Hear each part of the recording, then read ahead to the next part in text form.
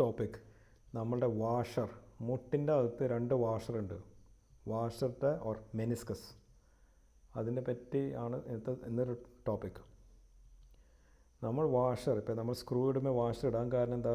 സ്ക്രൂയുടെ പിടുത്തം കൂട്ടാൻ. Same way നമ്മളെ തൊടയുടെ എല്ലും താഴത്തെ എല്ലും തമ്മിൽ പിടുത്തം കൂട്ടാൻ നമുക്ക് 2 വാഷർ ഉണ്ട്. ഈ വാഷർ ഡാമേജ് ആവുമ്പോൾ നമുക്ക് കുറച്ച് പെക്യുലറായിട്ട് കുറച്ച് സിംറ്റംസ് വരും. ഇപ്പം ഞാൻ ഉദാഹരണം പറയാം. എൻ്റെ ഡോർ വാതിൽ കണ്ടോ, അതിൽ ഹിഞ്ചുണ്ട് കണ്ടോ? വാതിൽ ഇങ്ങനെ അങ്ങനത്തെ ഒരു സംഭവം. സെയിം വേ നമ്മുടെ നീ ജോയിൻറ്റ് ഒരു ഹിഞ്ച് ജോയിൻറ്റാണ്, വാതിൽ ഹിഞ്ച് പോലെയാണ്. ഈ ഹിഞ്ചിൻ്റെ അവിടെ ഞാൻ എന്തെങ്കിലും കുത്തി വെച്ചെന്ന് വെച്ചോ, വാതിൽ അടയ്ക്കാൻ പറ്റില്ല. സെയിം വേ വാഷർ ടയർ ആയാൽ അത് നീ ജോയിൻറ്റിന് ഇടയിൽ കൊടുക്കും. സോ എന്താ പറ്റുന്നത് വെച്ചാൽ മുട്ട് ചിലപ്പോൾ മടക്കാൻ അല്ലെങ്കിൽ നീർത്താനും പറ്റില്ല.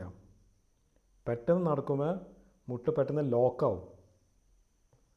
അങ്ങനെ ലോക്കിങ് വന്നാൽ അതിനർത്ഥം മെനിസ്കസ്, അതായത് വാഷറിൻ്റെ ഡാമേജ് വന്നിട്ടുണ്ടാകും. 2, വാഷറിൻ്റെ ഡാമേജ് വന്നാൽ പെയിൻ വരും. 3, എപ്പോഴും നീരും പെയിനും വരും. നീര് ജോയിൻറ്റിനകത്ത് നീര് വന്നാൽ ദാറ്റ് മീൻസ് ജോയിൻറ്റിനകത്ത് പ്രശ്നമുണ്ട്.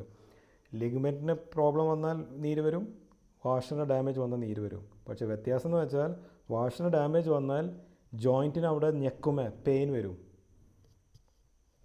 ലിഗമെൻറ്റ് ഇഞ്ചുറി വന്നാൽ യൂഷ്വലി അങ്ങനെ ജോയിൻറ്റിന് മുകളിൽ ഞെക്കുമ്പോൾ പെയിൻ വരില്ല. സോ ഈ 3 സിംറ്റംസ് വന്നാൽ, അതായത് മുട്ട് ലോക്ക് ആയ, നീ ജോയിൻറ്റ് പെയിൻ, പിന്നെ എപ്പോഴെപ്പോഴും നീര് വരാണെങ്കിൽ ദാറ്റ് മീൻസ് വാഷർ ഡാമേജ് ആയെന്നർത്ഥം. അങ്ങനെയാണെങ്കിൽ ഏറ്റവും പെട്ടെന്ന് ഡോക്ടറിനെ പോയി കാണാം. Thank you.